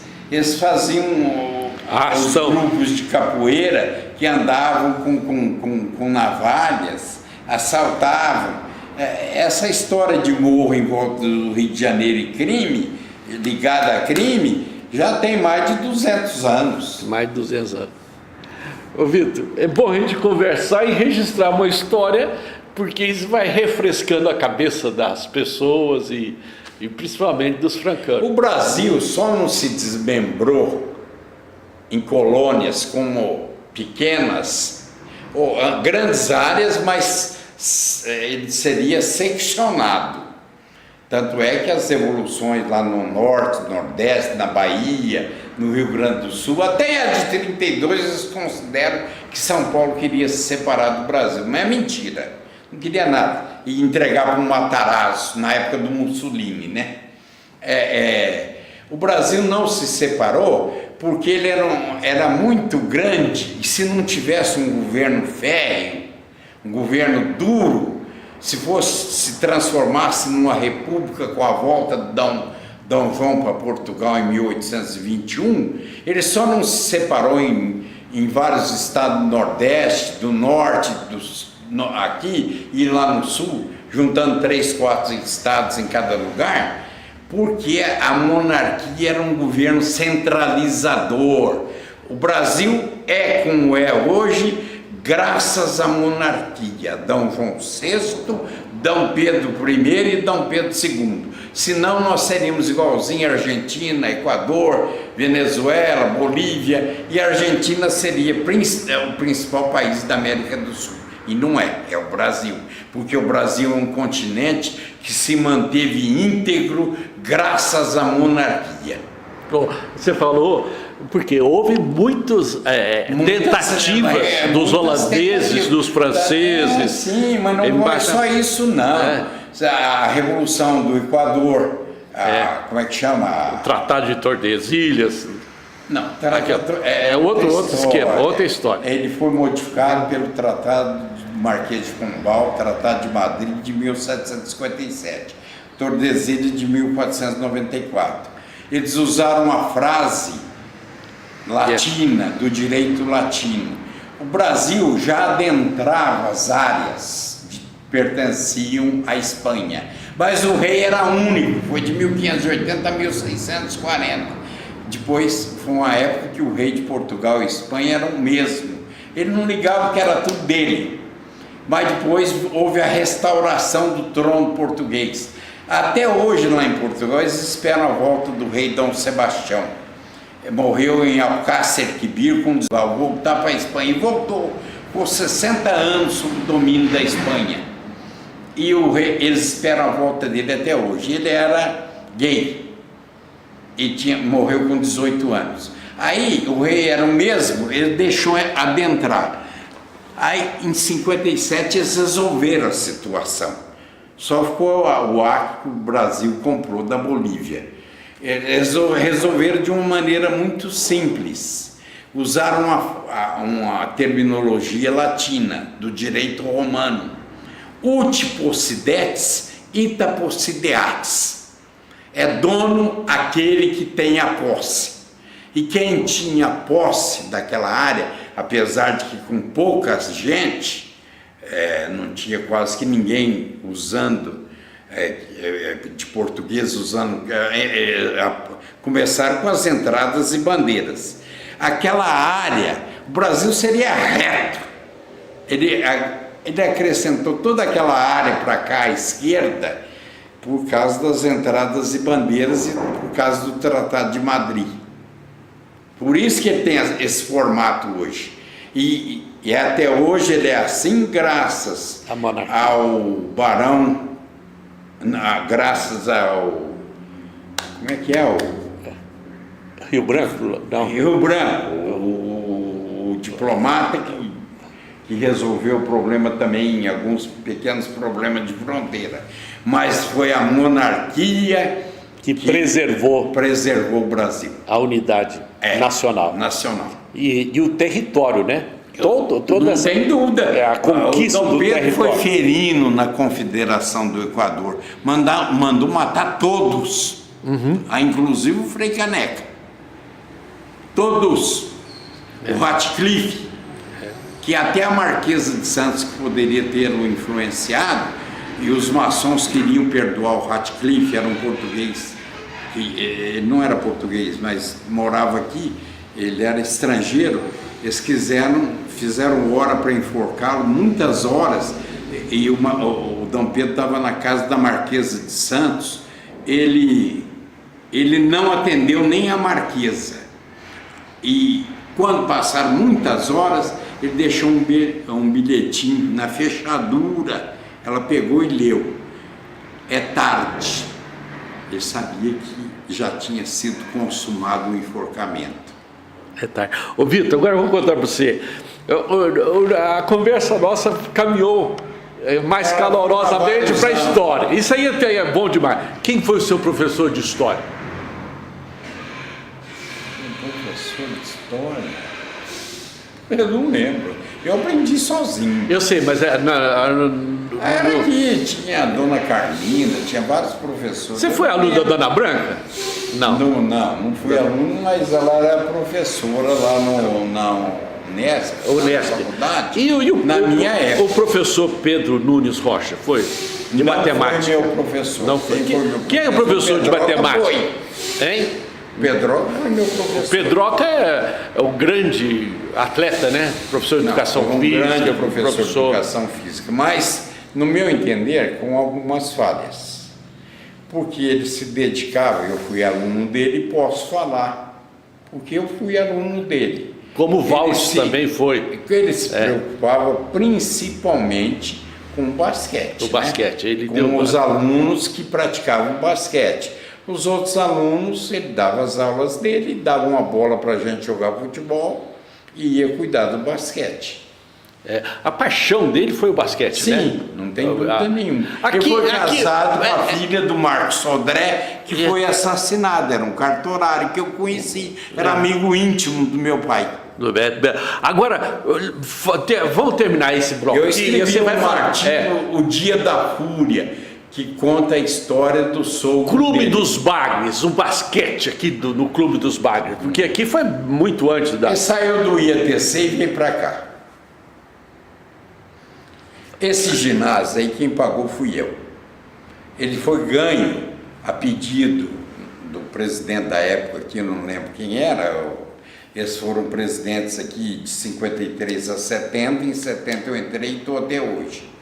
Eles nunca recolheram fundo de garantia, nunca recolheram INPS, nunca pagaram as prestações de ginásio, que era um presente, foi a dona Eloá Quadros que fez, o Jânio Quadros, governador, dar esse ginásio, tem vários no estado igual, ele não tem motivo para ser tombado, a não ser as partidas importantes que teve aqui, mas teve em outros também. Ele já não mantém mais a configuração que ele tinha inicialmente, e você sabe que tombamento diz respeito só à parte externa. A parte deixa eu ver. A parte interna você pode mexer, porque senão ruim, pode cair. Eu estou aqui conversando com esse jovem, você pode imaginar o tão jovem que teve uma garra, uma história bonita e que na Franca do Imperador. É uma pessoa muito especial. Eu quero agradecer muito o Vitor por essa oportunidade. Basquete, o Paulo Arquete, que depois ficou manco de uma perna, o irmão dele, o Mário Arquete, tinha o Zé Eubank, o Carlinho Eubank jogava, tinha muitos jogadores. O Juquinha do Cartório? Como é que chama? Provavelmente o Juquinha também, Juca Vilhena, Jonas de Alcântara Vilhena. Tinha o seu Luiz Domingos, que era meu vizinho, era negro, os filhos dele são vivos, grande parte deles. O filho dele também veio jogar basquete. Ele jogava também. Se você quer ver retrato disso aí, é só você ir lá no Barão. Não, no Barão. O restaurante Barão é cheio de retratos do basquete dessa época. Depois ele veio para a quadra do IETC. Era a quadra descoberta de cimento. Foi ali que ele começou, na época do Valmir, do Rosa Branca. Aí Franca tinha o time também. Depois dali, e da construção do ginásio aqui, que eu volto a dizer que fui eu que paguei as prestações, porque nunca pagaram, sim, ele veio para cá. Mas veio para cá, essa época era a época do profissionalismo marrom. O que era isso? É uma coisa que você deveria saber. Mas profissionalismo marrom significava o seguinte, que a Federação Paulista de Basquete não permitia profissionalismo. O basquete era amador, mas era mentira, era uma farsa com um monte de coisas. Eles recebiam sim, todos recebiam. Eles falam que não, que só uma parte recebiam um agrado, um agrado, vamos dizer assim, mas esse agrado foi crescendo à medida que eles foram se profissionalizando. Aí, era o profissionalismo marrom, porque a federação, eu peguei essa época. E vou dizer uma coisa, de 1953 até 1970, o clube nunca fez balanço. Pegou a época do Juca Videna, não estou dizendo que teve alguma desonestidade, não houve, mas só que eles não tinham como fechar o balanço, as contas não fechavam, por uma razão muito simples. Quando o basquete veio para cá, eles tiravam uma parte da arrecadação do clube para custear o basquete, com viagens, com jantares, com uniformes, com um monte de coisa, inclusive com ajuda de custo para alguns jogadores. E essa ajuda de custo era proibida. Eles não tinham como fechar os balanços. Não tinha patrocínio? Não tinha. Eu fui o primeiro no Brasil, 15 anos antes, e foi no meu ano como presidente do clube já em 71, o único título que o basquete tem, que eu fiz uma diretoria separada, mas eu era o presidente do clube. O Clube dos Bagres é conhecido internacionalmente graças ao basquete. Eu era o presidente do clube.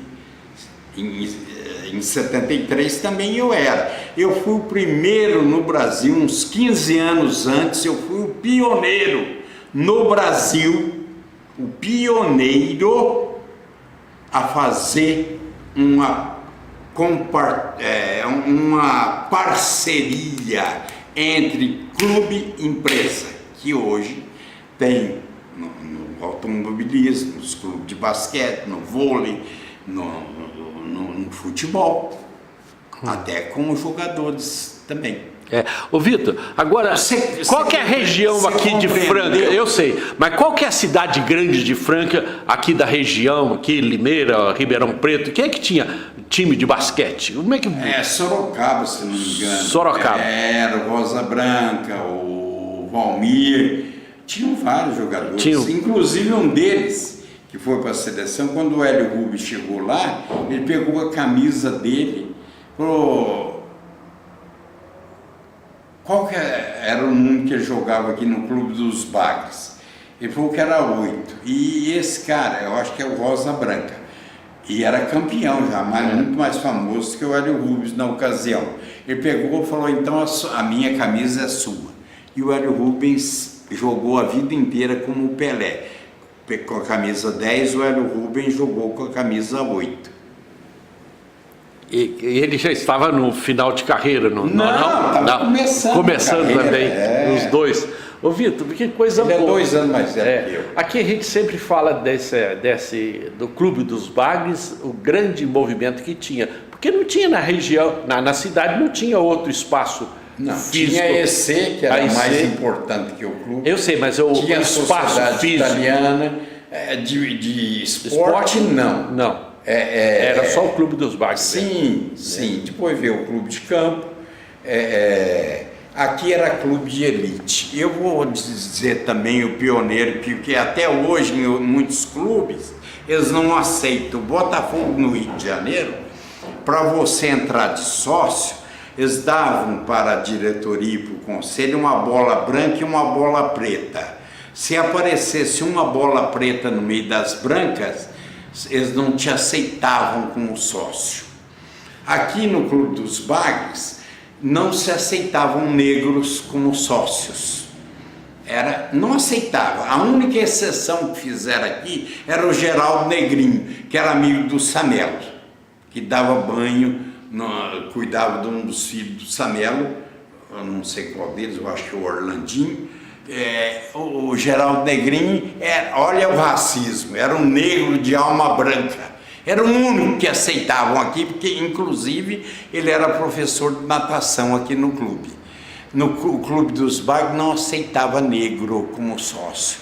Quando eu entrei em 1970, uma das primeiras atitudes minha foi democratizar o clube.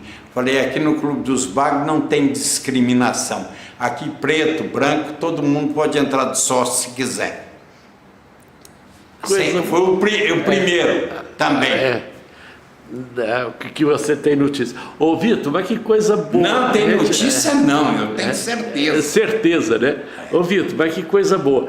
A Franca tem a sua história, uma tradição muito grande. Eu vou te dar a visita do Dr. Júlio Cardoso. Eu li, ela está aí comigo, ela está aqui comigo, da professora. É interessante. Agora eu queria que você falasse sobre o hino nacional. Da professora Lúcia, que você comentar. A Lúcia foi uma grande professora.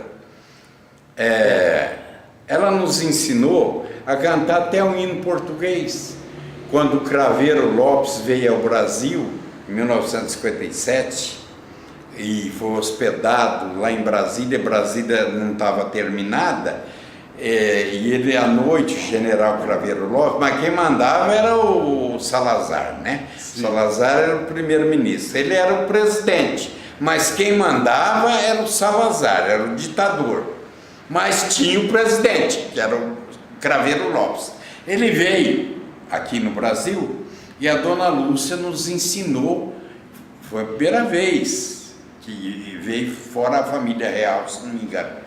A dona Lúcia nos ensinou a cantar um hino em português. Começa mais ou menos, começa assim: heróis do mar, nobre povo, nação valente e imortal, levantai-vos hoje de novo, heróis de Portugal. Aí o resto eu não me lembro. Mas até o hino nacional português ela ensinou. Mas o hino nacional nosso. Não, mas aí você vai chegar lá. Contar duas histórias interessantes pode da falar. Visita do Craveiro. Sim. Você quer ouvir? Quero, pode falar. Ele não dormia à noite sem um pinico. Quando chegou lá para as 10, 11 horas da noite, eu fui dormir lá no palácio, lá em Brasília, onde ele ficou hospedado com a comitiva, deve ser o Alvorada. A mulher dele chegou para algum diplomata e disse que eles tinham que arrumar um pinico para ele, porque ele não dormia sem um pinico. E quem achar pinico em Brasília estava em construção. E saiu esse diplomata, chegou de madrugada, lá pela meia-noite, 1h, ele conseguiu numa cidade satélite comprar um pinico. No dia seguinte ele até fez um comentário, falou: o general Craveiro Lopes, presidente, é ruim de pontaria, viu? Porque ele não acertou uma no pinico. Quer dizer, defecou, caiu tudo de fora. Bom, e a segunda, o Juscelino Kubitschek, era um paquerador, como eu sempre fui. E entre os ministros do Craveiro Lopes, tinha, eu acho que era o ministro das Relações Exteriores. Eu conto essa história também, viu? O Pé de Valsa, que era o apelido do Juscelino Kubitschek, sim, a mulher desse ministro era linda. E numa recepção para o Craveiro Lopes no Rio de Janeiro, num baile, o Juscelino deu de cima dela e foi lá, a retirou para dançar. Aí começou a dançar com ela no salão, rodopiar. E a maior parte, todo mundo apreensivo, assistindo. Alguns dançando, mas a maior parte assistindo. O marido dela se levantou da mesa, foi separando os casais que estavam na frente dele, foi separando todo mundo, chegou na mulher dele, nos braços do Juscelino, meteu a mão nos braços dela e puxou e falou para o Juscelino: Excelência, as circunstâncias não me permitem agir de outra forma, mas que não se repita, porque não hesitarei em agredi-lo. Tirou do braço do Juscelino. Aí o Negrão de Lima, que era um gozador, que era o ministro das Relações Exteriores do Brasil, disse o seguinte: agora só resta para o Brasil declarar guerra para Portugal, contra Portugal. Agora, o hino nacional, nossa, então, a Lúcia, vamos lá. O hino nacional, a história tem, todo mundo conhece, mas ele tem 3 partes. Sim. Todo mundo não sabe que essa primeira parte, aquela introdução, ela tem letra e tem música. Eles conhecem a música, começa assim.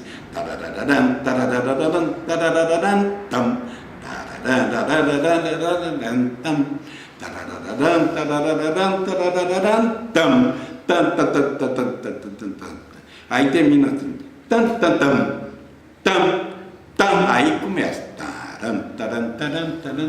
Então essa introdução, que ninguém conhece, ela tem letra. Espero, Brasil, que todos cumprais com o vosso dever. Ei, avante, brasileiro, sempre avante. Gravai o buril dos passos anais do vosso poder. Ei, avante, brasileiro, sempre avante. Aí tem mais 2 frases que eu não estou me lembrando agora, mas ela termina assim: Ei, a SUS, ó, SUS, tan, tan, tan, tan, tan, SUS significa ânimo, coragem. Aí começa a primeira parte, ouvindo, que é ordem indireta, inclusive, né? Que se você colocar na ordem direta, não é essa. Eles começam com o verbo, mas não é errado. E depois, deitado eternamente. Então, na verdade, o hino nacional tem uma introdução em 2 partes. A professora Lúcia... Ela que ensinou. Ela que ensinou isso aí. E isso era cantado... Isso em 57 eu nunca mais esqueci. Ô, Vitor, e tinha momento cívico, que era o SPB? Muito! Ela fazia uma hora em comunhão com a pátria. Ela viajou o Brasil inteiro com os alunos, com muitos alunos. Ela era excessivamente patriota. E ela, Giz e Será, são sobrenomes italianos. Ela é descendente italiano. E o marido também. E viviam brigando, ouvi falar. Italiano é normal. Ô Vitor, que coisa boa você contar um pouco dessas histórias e eu registrar com todo esse fervor, esse calor seu. Mas não te contei do cemitério que eles levavam os judeus. Você quer saber por quê? Por quê? Os judeus tinham um cemitério, hoje não tem mais, porque eles roubaram as correntes de bronze que cercavam a área deles. Era aqui no cemitério da Saudade. Sim. Tanto é que a igreja do Rosário era com frente para o cemitério, a antiga, que foi derrubada. Então, o judeu, quando morria, eles vieram para cá em 1880, fugindo dos pogroms, principalmente da Rússia e alguns na Alemanha. Olha lá, outra vez, está tocando lá, vamos ver. Vitor, o cemitério. O cemitério é o seguinte: os judeus eram enterrados, eu me lembro perfeitamente disso. Era no próprio cemitério da Saudade, mas era uma área separada por correntes de bronze. Hoje se deixa lá exóculo também, né? Quando eu era presidente da Câmara, os israelitas vieram e doaram para o município os túmulos.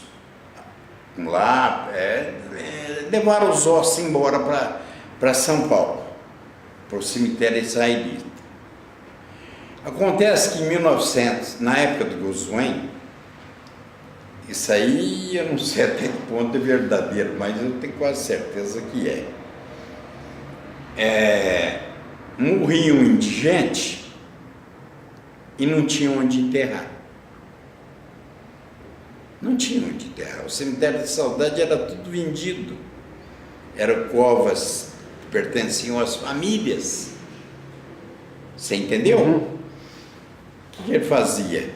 Na calada da noite, mandava enterrando em alguma cova dos judeus. Já não moravam mais em Franca.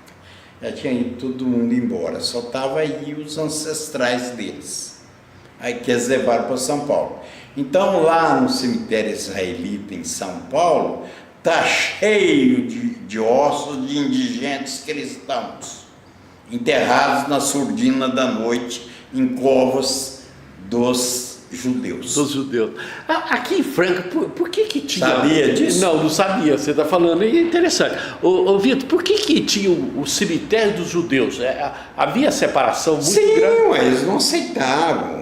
Ser sepultados juntos? Não, os cristãos não aceitavam os judeus, né? Não. E aqui tinha uma colônia grande judaica. Chegou, não digo que fosse uma colônia enorme, mas deve ter tido várias. O Abraham Brickman, por exemplo, Salomão Kaufmann, o Dittmann, e muitos outros. O Eubank é inglês, né? Eubank é inglês, né? Ele veio, o pai da suponho, para ajudar a construir a Mogiana. A Mogiana. Essa Mogiana fez uma história bonita na região, porque e fez uma diferença muito grande para o crescimento da cidade, né? O movimento... Era tudo feito através da Mogiana. Estrada para Ribeirão Preto. Eu escrevi um monte de coisa sobre a Mogiana. É só você... eu sei, mas eu quero que você fale um pouco da Mogiana. Essa Mogiana ficou... Tem várias histórias da Mogiana. Uma infinidade de histórias da Mogiana. O Dr. Quito me falou que foi o primeiro Papai Noel aqui e ele veio chegando a Mogiana. Que ele fez um barulho aqui na época. Os trolls paravam lá e traziam as pessoas para as pensões aqui no centro. Por que os italianos e outros mais pobres, que começaram a vir mais tarde um pouco, alguns anos, lá para o final de 1800, vieram mais ou menos na época dos judeus, eles ficavam na estação, porque eu suponho que lá os terrenos eram mais baratos. Na coluna central aqui, Franca era a terra das três colinas. A Santa Rita, a central é da estação. Hoje deve ter umas 8. Tem colinas aí para todo lado. Tá certo? Então, no centro moravam os ricos. Lá na Santa Rita, na estação, os mais pobres. Então, um terreno na estação para uma família de imigrante era muito mais fácil de comprar. Lá na Cidade Nova, quando começou a avenida lá, Presidente Vargas, o terreno ali era baratinho. Baratinho, tanto é que as casas eram quase todas de taipa. E eram enormes. E virou o que é hoje. Uma cidade imensa. Se eu contar uma história para você, você não vai acreditar. Eu acho que vale a pena você contar. Fala, né? Tem espaço aqui. Lá no clube de jogo que eu frequento, que eu vou, tem uma funcionária que é faxineira. O apelido dela é Tida. Ela chama Maria Aparecida Carrenho Bernabé. Os dois avós dela chamavam Pedro. Um era Pedro Carrenho, outro era Pedro Bernabé. Eu não sei qual dos dois. Um deles tinha um apelido de Pedro Sopa. Era chegado aos padres. Era um católico fervoroso há uns 90 anos atrás. Ele deu para as freiras uma chácara, tinha 25 alqueires. Ela abrangia para baixo do Caetano Petralha, o bairro São José, o Lanchão, o Fórum, o Habib's, né? E vai subindo ali até lá perto do SESI. 25 alqueires. Cada alqueire dá uns 50 terrenos, você tirando as ruas e áreas institucionais. 25 alqueires dão 1.250 terrenos. correto? Para as freiras construírem um mosteiro, como o Faberelles fez aqui na fazenda deles, e as carmelitas fizeram um mosteiro. Só tinha uma casa velha lá, que um amigo meu nasceu lá, só que e foi chamado de Chácara das Freiras. Era uma área imensa. Imensa, 25 alqueires. Tinha campinho de futebol, tinha o córrego do Cubatão, tudo ali. Correto? Certo. Só que as freiras não fizeram. Em 1960, mais ou menos, elas deram para o Zé Vinícius Seixas Costa, que é meu amigo, tem 80 e tantos anos, até um sujeito muito simpático, um grande corretor, para ele vender. Ele ficou rico, vendendo, ganhando comissão sobre esse terreno da Chácara das Freiras.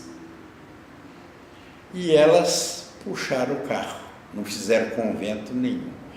Cada terreno nesse local hoje, eu acho que deve valer uns 400 mil reais. Multiplica por 1.250, você vai ter em torno de 500 milhões de reais. E a herdeira deles, a tia dos irmãos dela, a família dela, ela é faxineira. O avô deu 500 milhões e ela é faxineira. Faxineira, é a história, né? Da vida. História verdadeira. Verdadeira, né? é. Eu preciso de fechar.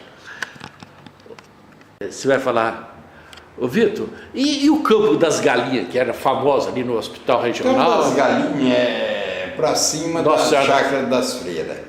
É porque ali, eu falo dele também, eu tenho um livro lá, a história do Campo das Galinhas. O Zezinho Sancho, o pai dele, e o seu Diogo moravam lá. A minha própria mulher, a família dela, Seravine, morava por lá.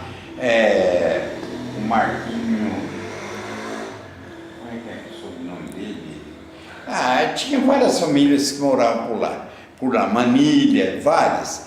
E as ruas não tinham movimento nenhum, e galinha, porcos, cabrito, o que tivesse, ficava tudo no meio da rua. Incomum. Por isso que chamava Campo das Galinhas. E quando chegava a tarde, cada grupo ia para os seus puleiros. Não sei como é que eles cuidavam das galinhas, mas ficava lá espalhado.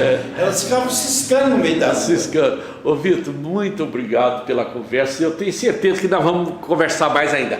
Olha, vem aqui, fala um pouquinho. Deixa eu te falar uma coisa. Certo. O que você está fazendo? Certo. Você ouviu falar do Rubens Recupero. É um dos Sim. homens mais cultos do Brasil.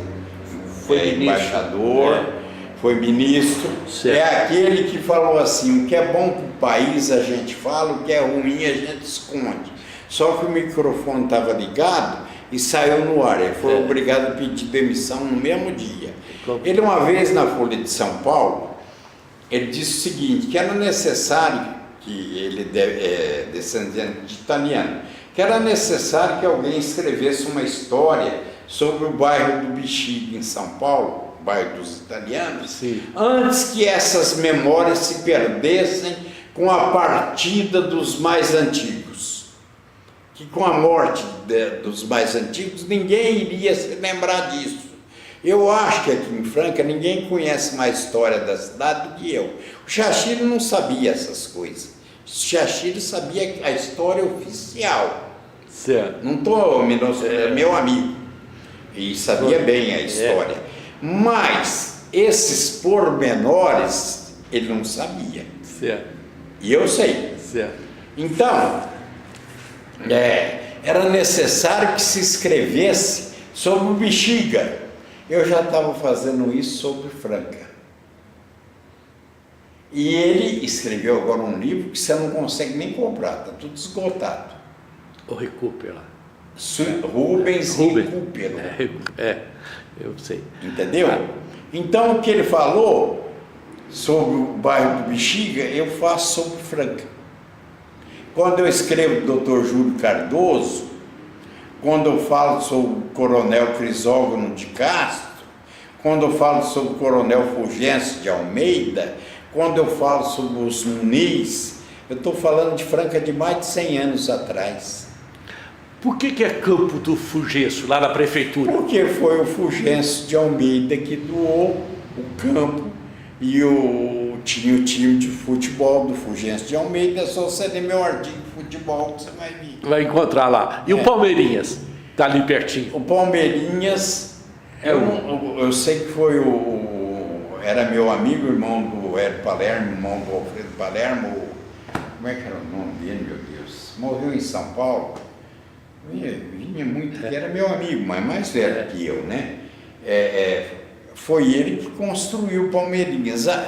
Quem fez o loteamento deve ter dado aquela área para o Palmeirinhas fazer um time. Chamava Palestra Itália. Você sabe por que foram mudados os nomes dos times? Por quê?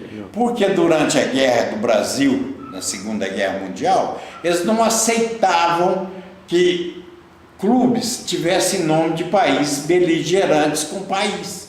Com Palestra Itália. Itália estava em guerra com o Brasil. Eles obrigaram a mudar. O Estado Novo obrigou a mudar. Por isso que mudou de Palestra Itália para Palmeiras. Então, só Palmeiras. Mas não foi só esse, não. No Brasil inteiro aconteceu. No Brasil inteiro. Vitor, levanta um pouquinho, só para você falar desse troféu aqui. Aqui eu estou no Clube dos Bagres, na sala do presidente, e ele está conversando sobre história. Que troféu que é esse aqui? Esse, se não me engano, é o troféu do Campeonato Brasileiro, que o Clube dos Bagres ganhou, que o Franca ganhou, já na minha gestão em 1971. Ele não cabe lá junto com os outros troféus, por isso que ele está aqui nessa sala. Foi um primeiro e único campeonato brasileiro que Franca ganhou. Foi aqui no Clube dos Bagres? Sim, aqui tinha o nome do Clube dos Bagres, né? Uhum. É isso aí. Ô Vitor, muito obrigado. A nossa conversa foi muito proveitosa. E eu quero agradecer a sua atenção. Eu quero voltar. Ela foi eclética, né? Convenhamos, nós abordamos vários assuntos, né? Muito bom. E a gente abordou com essa espontaneidade. Meus alunos gostavam das minhas aulas, que eles se juntavam. E eu nunca precisei da bomba porque tem professor que se impõe através da disciplina rígida. Da nota. E eu nunca dei bomba e todos prestavam atenção. Fazia questão. Tinha que prestar atenção no que eu falava. E eles gostavam das minhas aulas, porque as minhas aulas eram tremendamente ilustradas. Porque além de eu ensinar português, eu ensinava muito mais coisa para eles. E tinha... interessante, né? Despertava. Sim, né? Sim. Parabéns, e foi muito bom, muito obrigado. Eu quero retornar aqui, viu? Tudo bem. Pra gente conversar mais. Muito obrigado pela atenção. Amanhã não sei se atingiu o objetivo. Amanhã é aniversário da cidade de Franca. Essa cidade, você é francano de coração. Sim, nasci aqui. Né? Nasci numa casinha ali, perto do Irmãos Patrocínio, que naquela época dava-se a luz em casa. E a sua esposa, que família sua? Também é Serafine, é descendente de italiano, mas Você falou também. Que conheceu a sua esposa a primeira vez numa festa de que é? Da escola? No enterro do Davi Elbank, doutor Davi Elbank. Que é o pai da dona Nenê. Em 1957. Você a viu a primeira vez e ali foi? Ali. Ela ficou de um lado, eu do outro, ela ficou me olhando, mas ela 2 anos e meio mais velha que eu. Ela estava formando para professora, eu estava na 3ª série, que naquela época chamava a 7ª hoje, né? O pai dela, como que chama? O meu Serafim. E a mãe? Antônia de Almeida Serafim. Irmãos dela? A Leila, mulher do Ivan Vieira, o Valdir, que foi diretor da FACEF, e o Doce, que foi um dos maiores jogadores de futebol do Brasil, que jogava aqui em Franca. O Docir José Serafim. Que bom. Ô Vitor, muito obrigado. Obrigado. E você está fechando aqui com chave de ouro, falando da riqueza da família, né? Que Deus você tem entrevistado outros? Não, eu tenho algumas pessoas. Hoje...